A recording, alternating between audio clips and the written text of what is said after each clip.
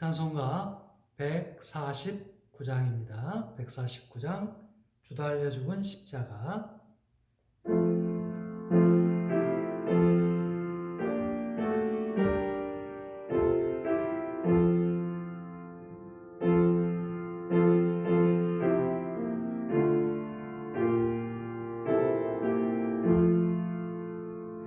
주 달려 죽은 십자가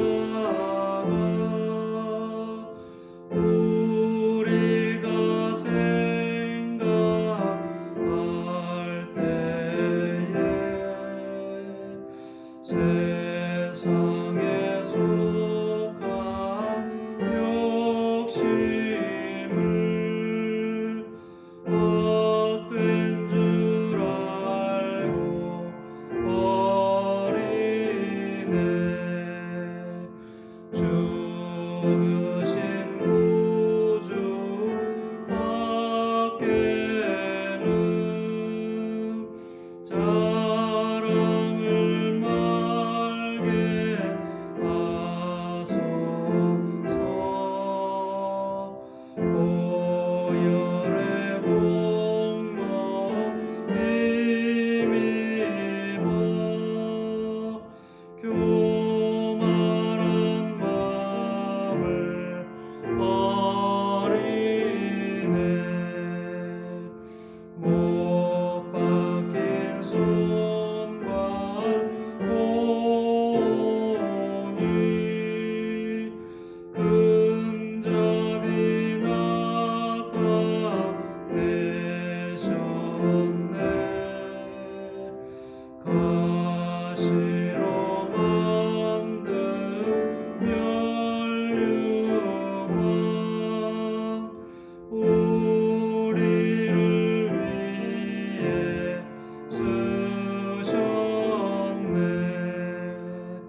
온 세상 만물 가져도 주 은혜 못 따라가겠네. 놀라운 사랑 받은 나 몸으로 재물 삼겠네.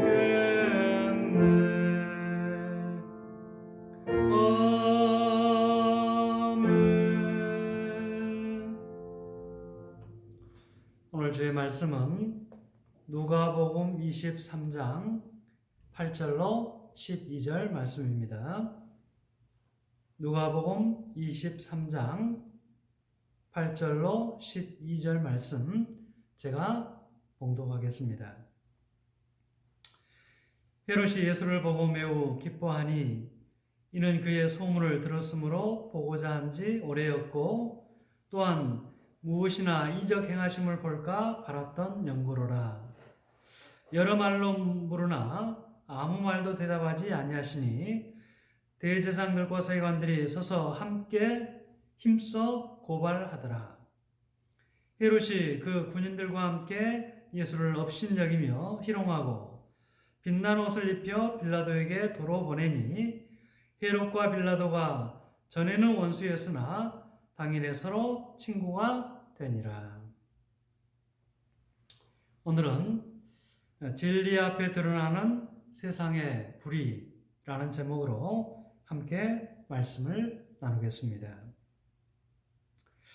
하나님께 속하지 않는 세상은 그 악한 속성을 감추고 있다가 때와 상황이 되면 그 모습을 드러내기 마련입니다.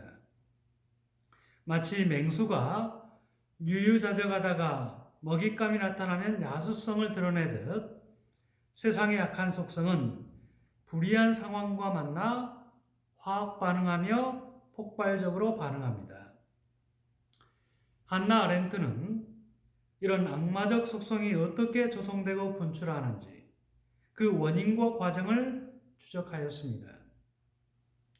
나치 정권이 600만여 명에 달하는 유대인을 학살하는 모습을 목격하며 그 원인과 과정을 이해하기 위해 모든 열정을 바쳤습니다.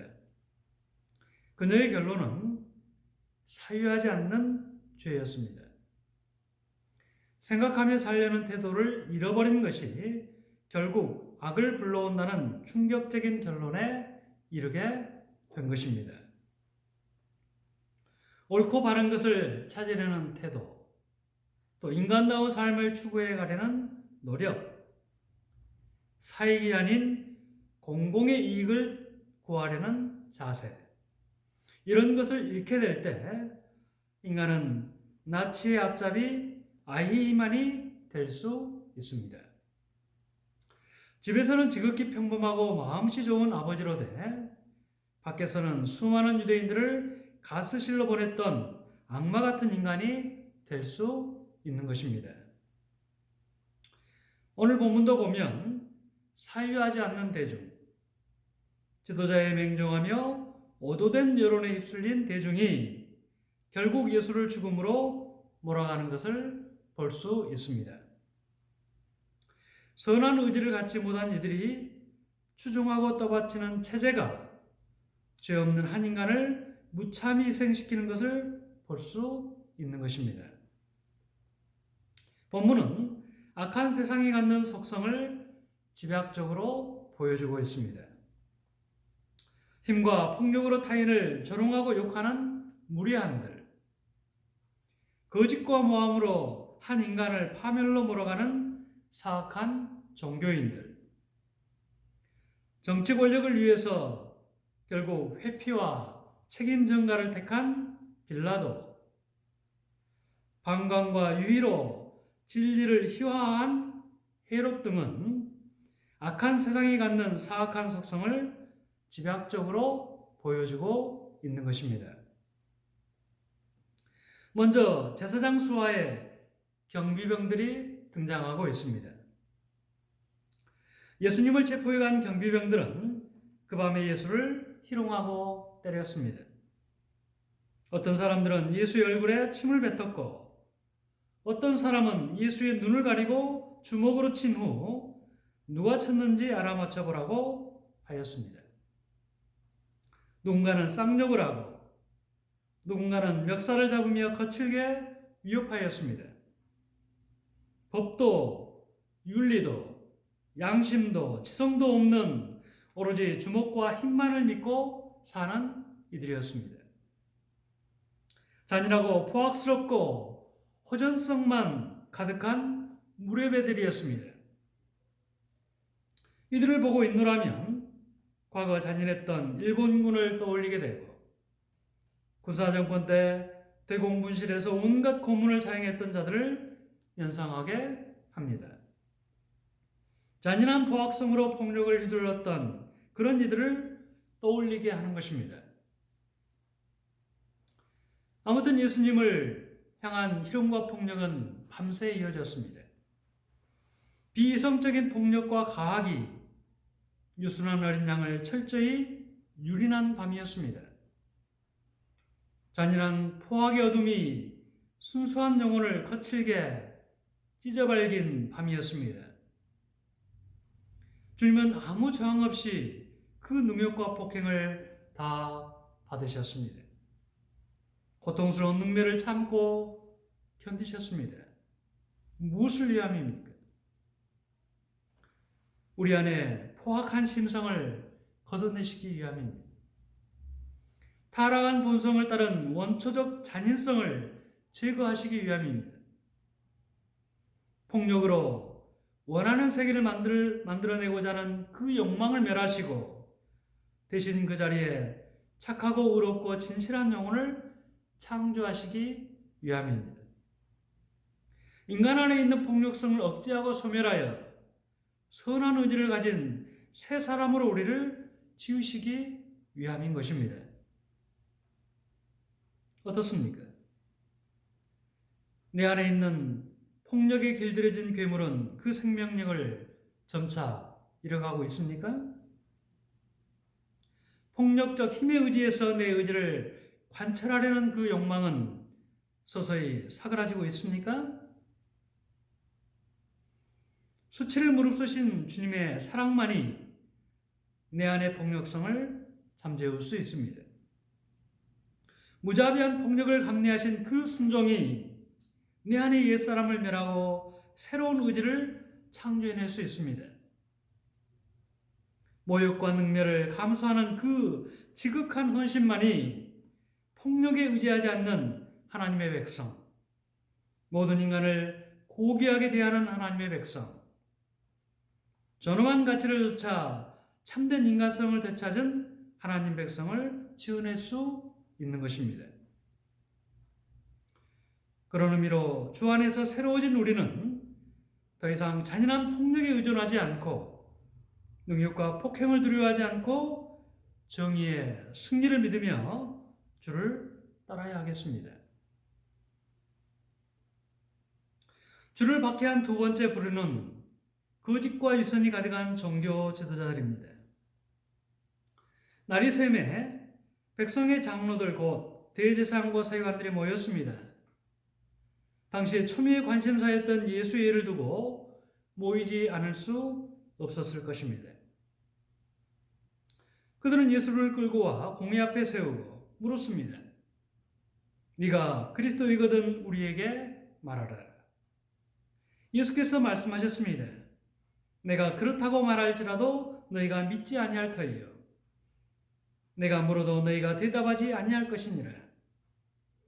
그러나 이제부터는 인자가 하나님의 권능의 우편에 앉아 있으리라. 그들이 다시 묻습니다. 네가 하나님의 아들이냐? 주님이 답하십니다. 너희들이 내가 그라고 말하고 있느니라. 주님은 네가 하나님의 아들이냐는 물음에 직접적인 대답 대신에 우회적으로 답하고 계십니다. 다니엘서의 인자의 개념을 가져와서 자신이 하늘의 그리스도이자 하나님의 아들이라고 시인합니다. 이에 그들은 분노하며 죄를 확정합니다. 어찌 더 증거를 요구하리요? 우리가 친히 그 입에서 들었노라. 이제 예수님은 제거되어야 할 자로 확정되었습니다. 더 이상 다른 증거가 필요치 않았습니다. 그가 자신을 하나님의 아들로 참칭하였으니 신성모독죄요, 종교적 반역죄요, 공회를 능멸한 죄인이었습니다. 이에 예수를 끌고 가 빌라도 앞에 고소합니다. 우리가 이 사람을 보매 우리 백성을 미혹하고 가이사에게 세금 바치는 것을 금하며 자칭 왕 그리스도라 하더이다. 그들은 세 가지 제목으로 고소합니다. 첫째는 백성을 미혹한 죄요. 둘째는 로마의 세금 정책을 반대한 죄요.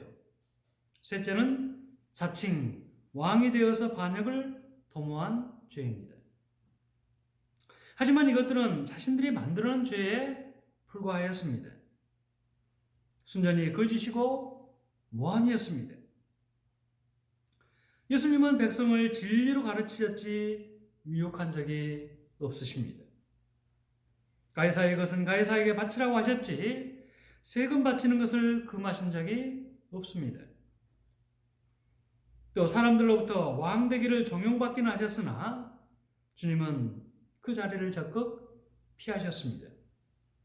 어느 것 하나 죄를 물을 사안이 없었던 것입니다. 하지만 여기 종교 지도자들은 없는 죄도 만들어내는 자들입니다. 부당하게 자신들의 의사를 관철시키는 자들입니다.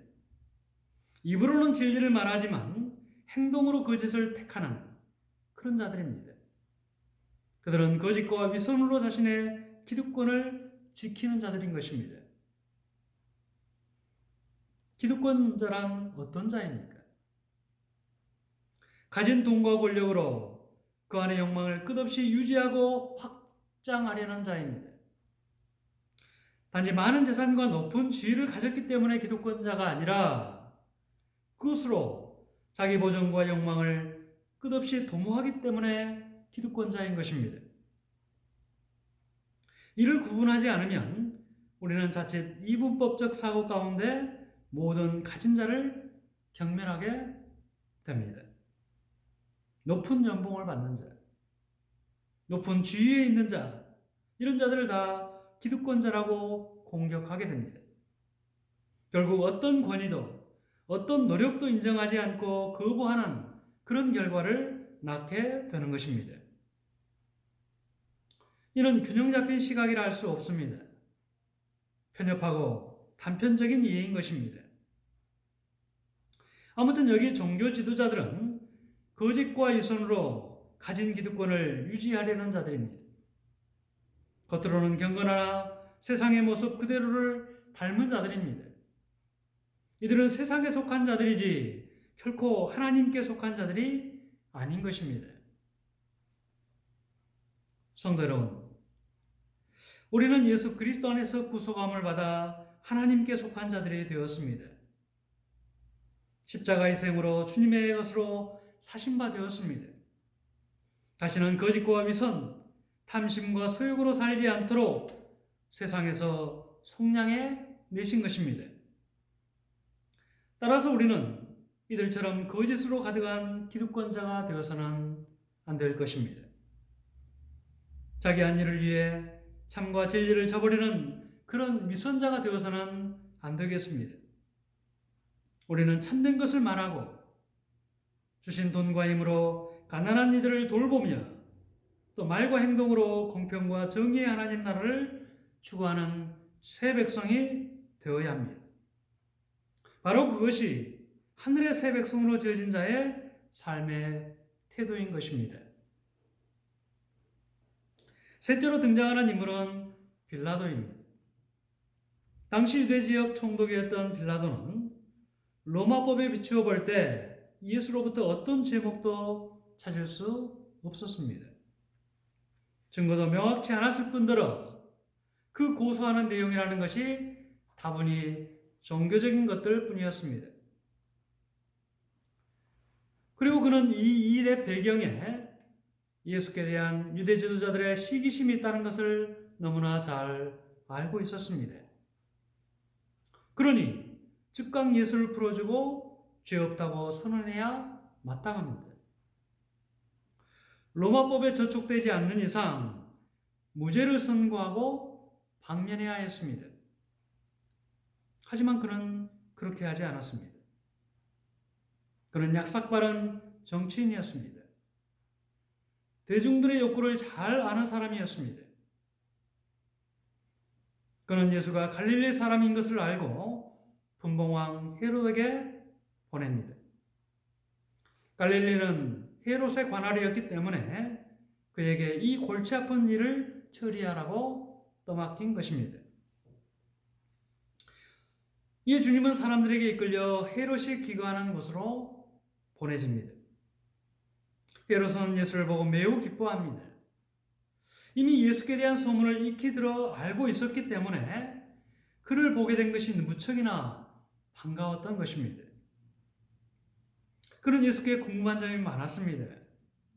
또 자신이 들은 것처럼 예수가 이적을 행하는 능력이 있는지 보고 싶었습니다. 이 헤롯은 예수께 이것저것 묻습니다.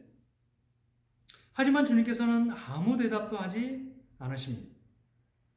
거듭되는 질문에도 묵묵부답이셨습니다.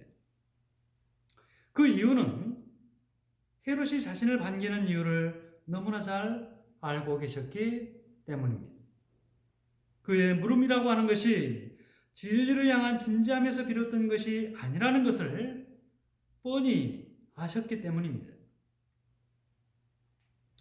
헤롯의 반응이 어땠을까요? 처음에는 무안하고 당황했겠지요. 묻는 말에 아무런 답이 없는 예수께 화도 났을 것입니다. 하지만 그는 눈앞에 예수가 소문과는 달리 하찮은 존재라는 결론에 이르게 됩니다. 자신의 자리를 위협할 인물이 못 된다는 것을 알게 됩니다. 이에 그는 주변의 호위병들과 함께 예수를 업신여기며 희롱했습니다. 이적을 한번 보여보라며 조롱했습니다. 그리고는 예수께 빛난 옷을 입혀 다시 빌라도에게 돌려보냈습니다. 자기 손에 피를 묻히고 싶지 않았던 것입니다. 그가 예수께 빛난 옷을 입힌 것은 극단적인 조롱의 표현이라 할 수 있겠습니다. 극단적인 모욕과 멸시의 표현으로 빛난 옷을 입혀 보낸 것입니다. 헤롯은 실상 재판에 전혀 관심이 없는 자였습니다. 예수를 유희의 대상으로 여길 뿐 그가 당한 억울한 처지와 상황은 안중에도 없었습니다. 그저 호기심 가운데 신기한 이적이나 한번 보고 싶을 뿐 진리에 대한 관심 자체가 없었습니다. 대개의 권력자들이 그렇듯이 그에게는 누리는 권력이나 또는 과시하고 싶은 욕망이 더 소중했습니다. 동생의 아내마저 취하는 육신의 쾌락과 술과 유흥이 더 소중했습니다. 그의 관심사는 오로지 세상에서 누릴 수 있는 최대치의 향락이었던 것입니다. 하지만 이 모든 것은 다 지나가는 것입니다. 불의 꽃처럼 시드는 것일 뿐입니다. 한때 우리를 현혹하다 안개처럼 사라지는 그런 것일 뿐인 것입니다. 헤롯은 그것에 집착하다 궁극적이고 영원한 것을 잃어버린 것입니다.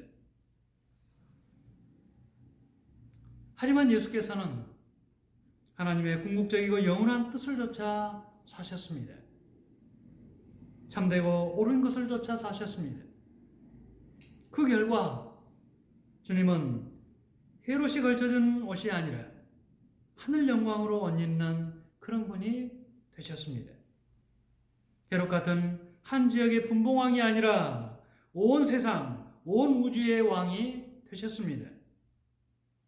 헤롯처럼 비천한 자들의 아픔을 도무지 모르는 비정한 왕이 아니라 아프고 고통하는 자를 도우시는 자비의 왕이 되신 것입니다.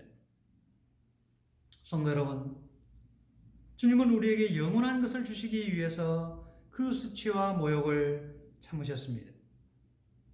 우리로 잠시 있다 사라진 것에 집착하지 않도록, 그렇게 살지 않도록 그 조롱을 다 받으셨습니다. 헤롯처럼 살지 않고 궁극적이고 영원한 것을 조차 살도록 십자가 죽음으로 우리를 구속해 내신 것입니다. 그러니 세상을 본받지 말고 주께서 제시하신 참된 것을 조차 살아야 하겠습니다. 허치와 사치가 아닌 절제와 단정함으로 이 땅을 살아야 하겠습니다. 헛된 명예욕도 구하지 말고 또 젊음이 지나면 사라질 육신의 정욕도 쫓지 말고 술과 유흥으로 인생을 낭비하지도 말고 오직 진리를 쫓아 진실과 내실의 삶을 살아야 하겠습니다. 하나님께서 참되시다고 하시는 그것을 쫓아서 또는 주님께서 가치 있다고 하시는 것을 쫓아서 우리의 한 번뿐인 소중한 인생을 꾸려가야 하는 것입니다. 바로 그것이 십자가의 사랑으로 진리를 깨닫게 된 자들의 사는 방식일 것입니다. 사랑하는 성도 여러분, 오늘 우리는 네 부류의 사람들, 곧 힘과 폭력으로 타인을 조롱하고 유혹하는 무례한들, 거짓과 모함으로 한 인간을 파멸로 몰아간 사악한 종교인들, 정치 권력을 위해서 결국 회피와 책임 전가를 택한 빌라도, 방광과 유희로 진리를 희화한 헤롯 등 악한 세상의 모습을 가진 이들의 모습을 살펴보았습니다. 주께서 수치와 모욕을 감내하시고 십자가에 죽으신 것은 바로 이런 세상을 종결하시기 위함입니다. 이 악한 세상 안에 새로운 가치와 삶의 방식으로 사는 새 백성을 창조하시기 위함입니다. 폭력을 버리고 평화를 추구하는 착하고 선량한 사람들, 거짓과 위선, 탐심과 소욕이 아닌 참과 진리를 추구하는 사람들, 기득권에 집착하지 않고 약한 자들을 돌보며 말과 행동으로 공평과 정의를 추구하는 사람들, 잠시 있다 사라질 헛된 것을 좇지 않고 참되고 영원한 것을 좇아 인생을 바칠 사람들, 그런 사람들을 지어내시기 위해서 주님은 고난과 십자가 죽음을 감수한 것입니다. 그런 의미로 우리가 그런 사람으로 변화되지 않는다면 그것은 주님의 십자가를 무의로 돌리는 셈이 되는 것입니다. 아무쪼록 우리 모두가 의와 평화와 희락과 생명이 넘치는 새로운 세상을 위해서 기꺼이 수치와 모욕을 참아내신 주님을 쫓아서 성령 안에서 새 삶을 살아내는 저와 여러분 모두가 되실 수 있기를 주의 이름으로 축원합니다. 기도하겠습니다. 자비로우신 아버지 하나님, 힘과 폭력으로 세상을 지배하고 있는 그 세상 한복판에 하나님의 정의와 공평, 의와 생명의 나라를 새롭게 세우시기 위해서 이 땅에 당신의 아들을 보내신 것을 저희들이 압니다. 우리 주 예수께서 십자가의 죽음으로써 하나님이 원하시고 기뻐하시는 새 세상을 창조하시기 위해 기꺼이 십자가 죽음을 받아들이셨던 것을 저희들이 압니다. 자비로우신 아버지 하나님, 이제는 저희들을 주님을 따르는 주의 백성으로, 주의 제자들로 저희들을 삼으셨사오니 우리 주님께서 가셨던 그 길을 좇아 이 세상 가운데 하나님이 기뻐하시는 나라를 이루는 자들로 이 땅을 살아갈 수 있도록 하나님 함께해 주시옵소서. 하나님의 의가 거하는 그 새로운 나라를 향해서 나아가는 우리의 걸음을 우리 성령 하나님께서 축복해 주시고 우리의 그 걸음이 의연하고 단단하고 진리를 향한 굳건한 걸음이 될 수 있도록 하나님 저희들을 붙들어 주시옵소서. 주님의 십자가의 죽음을 기억하는 이 고난 주간에 우리 믿는 그리스도인들이 이 세상 속에 어떻게 존재해야 되는지를 깊이 상고할 수 있는 그런 복된 시간들로 이 날들을 채워 주시옵소서. 감사하신 우리 주 예수 그리스도의 이름으로 기도하옵나이다. 아멘.